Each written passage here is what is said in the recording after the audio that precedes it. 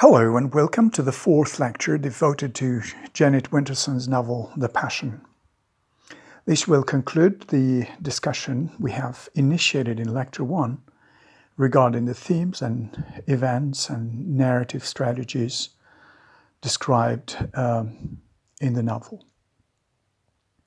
I will speak first on the events in Part 4, titled The Rock, and then we'll move on to address a few issues that relate to the novel in general. The narrative in this part starts with a historical note, as does the previous part. Napoleon Bonaparte is now spending his last years in the small island of St. Helena on the South Atlantic Ocean, a couple of thousand miles away of the nearest African coast, let's say of Angola. Napoleon's dramatic life is brought to an anticlimax end by his humiliating defeat at Waterloo in June 1815.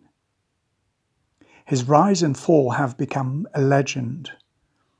His tireless career of military campaigns have wrought havoc and destruction everywhere in Europe. And now, his forced exile to this distant and undignified prison house on the island of St. Helena have brought peace to the rest of the world.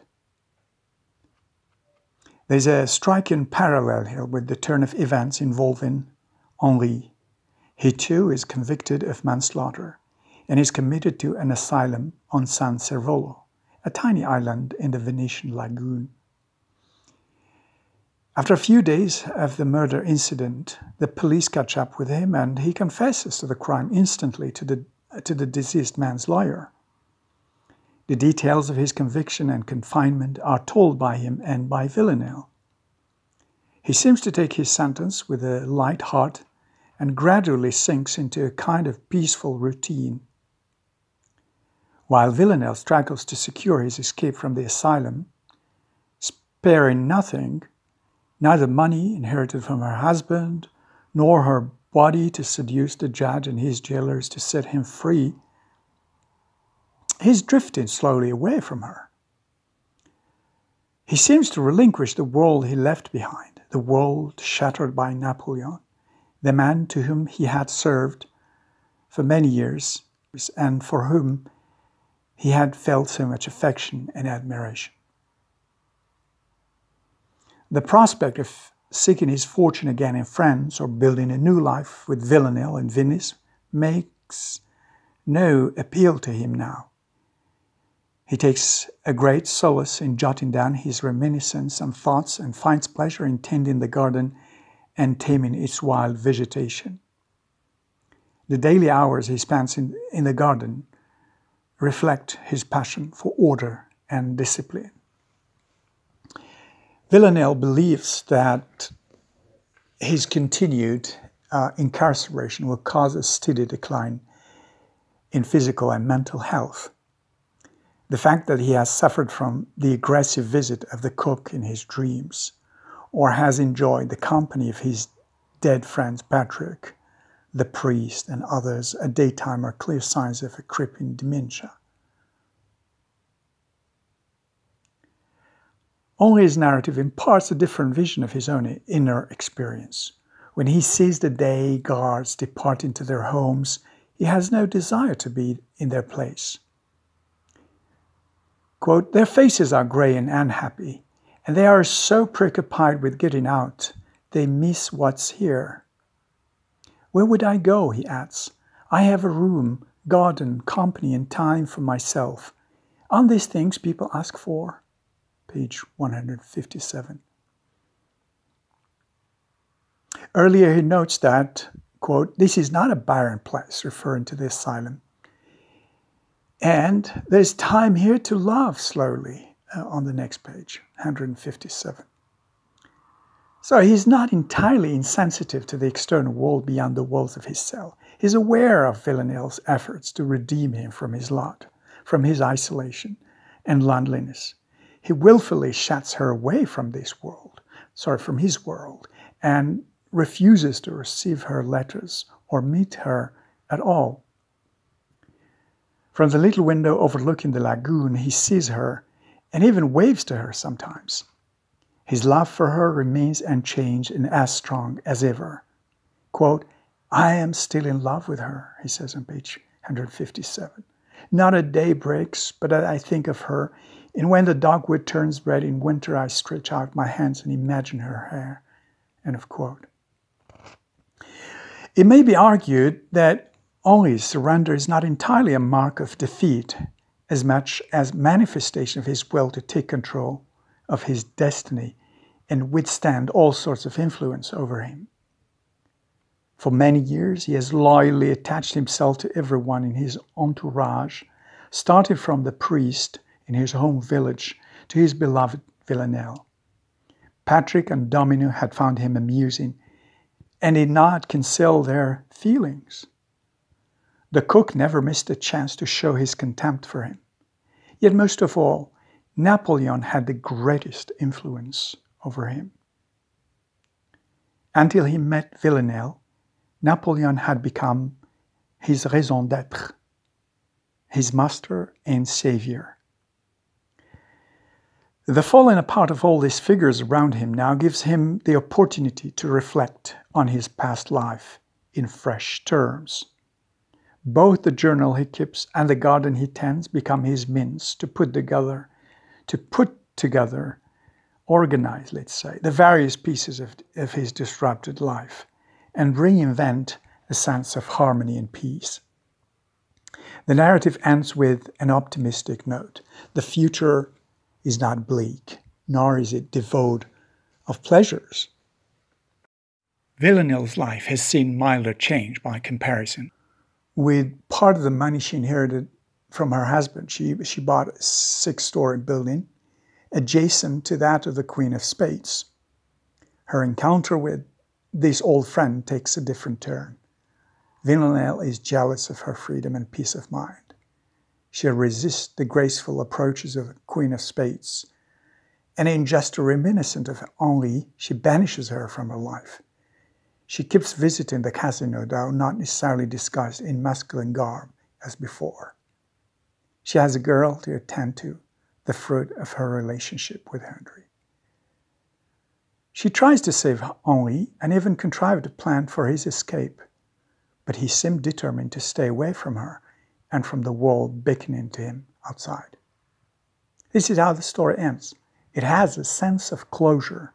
That is, the plot narrative comes to a standstill point, and the various threads of the story seem to dissolve into one big frigid image, the room in the madhouse in the asylum.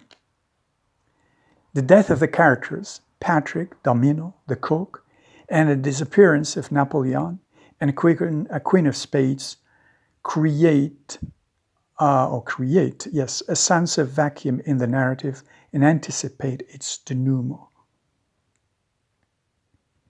What type of novel, then, is A Passion?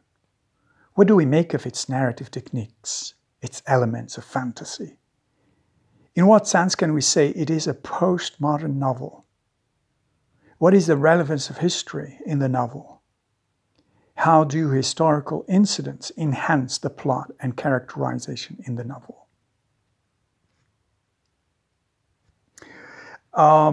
Well, the first thing that catches attention in the novel is its multiple narrators and points of view. The two main characters also happen to be the main narrators. And like the omniscient narrator in traditional realistic novel, which dominates the narration and imposes a single and all-encompassing view of the events, using characters as puppets, the narrative voices in The Passion create a sense of variety and polyphony in the novel. The first two parts are distinct from one another in terms of events and points of view, but they also converge in parts 3 and 4 to create a complex sense of harmony. Another important aspect of this novel is connected with its mode of narration, and we can call it its metafiction. Metafiction is a literary term that has been in use for some time, and I would particularly recommend that you read a chapter, the first chapter, in a book by Patricia Wall titled Metafiction. It's a book that came out in 1987.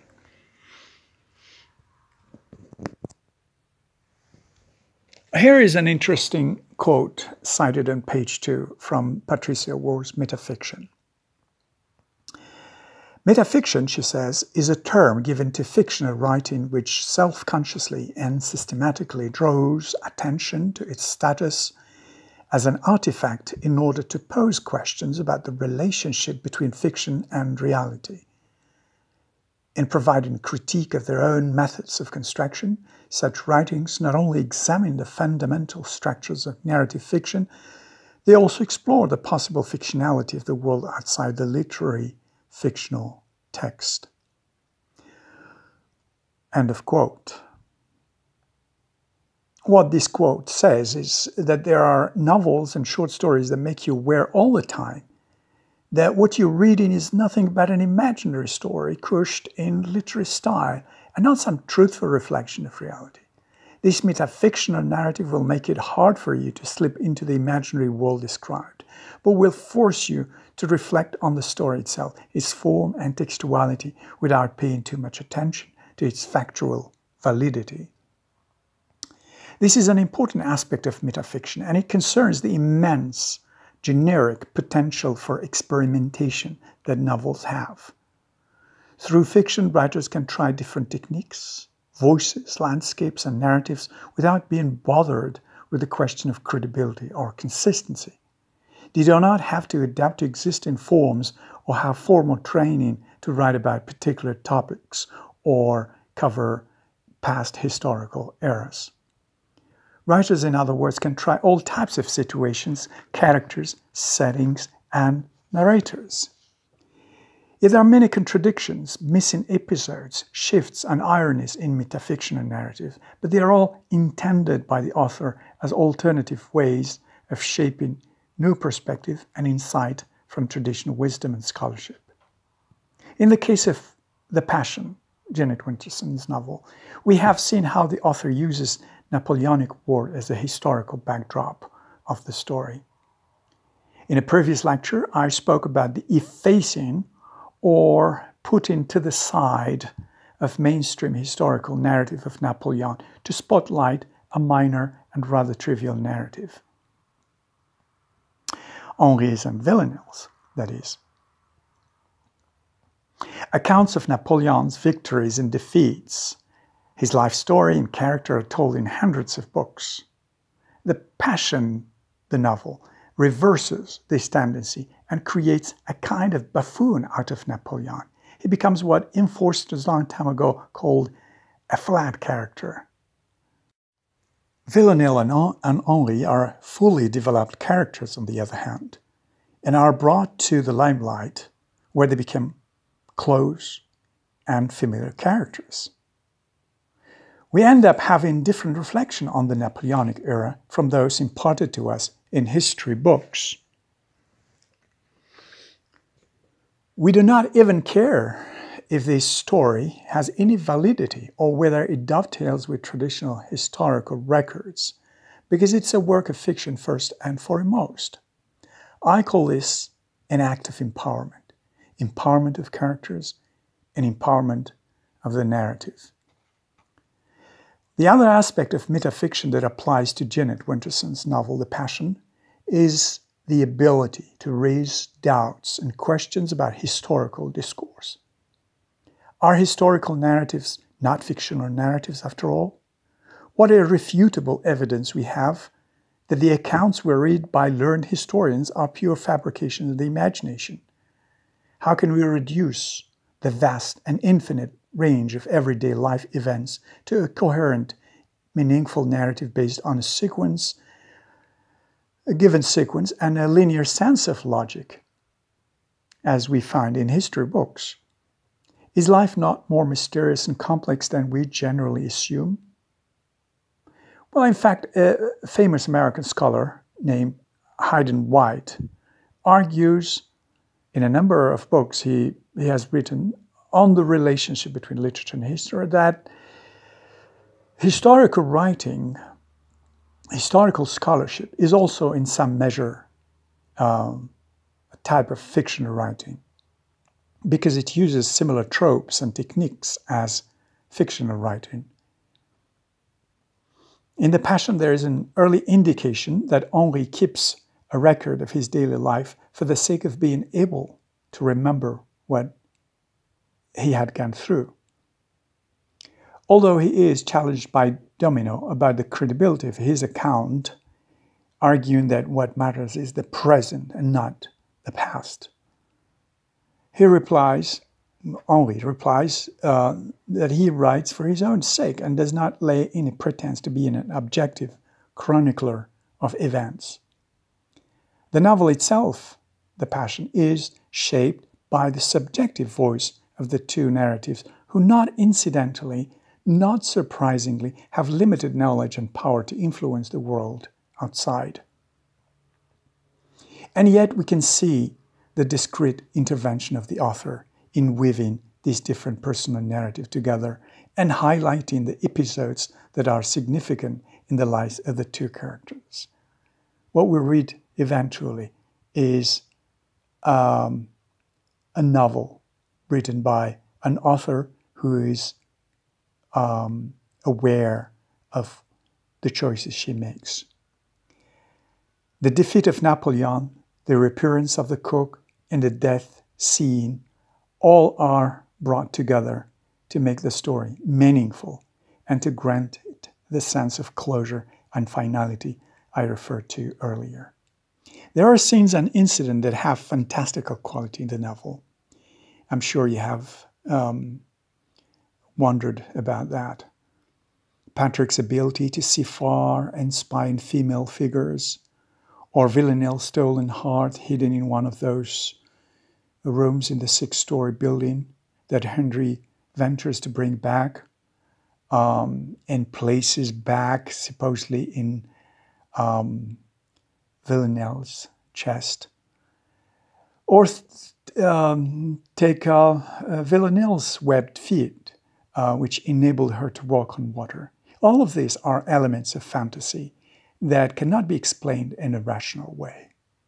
They cannot be easily integrated in a narrative based on some kind of ulterior, rational, logical sense.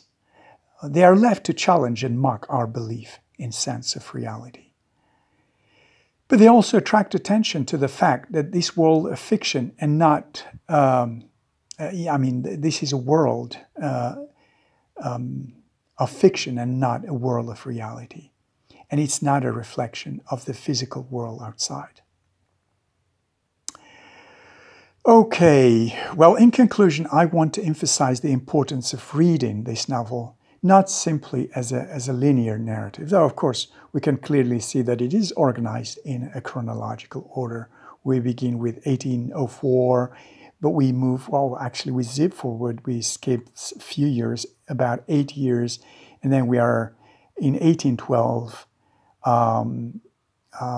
in Russia, and then the story follows from there a few years, and then several years after that, we are told that Henri is still in his room in the asylum. So there's that chronological order there. And it's important to read it as a kind of a chronological narrative, but it has to be read also as a metafictional narrative. In other words, as a novel that tries to attract attention to its textuality and form, its structure and narrative techniques.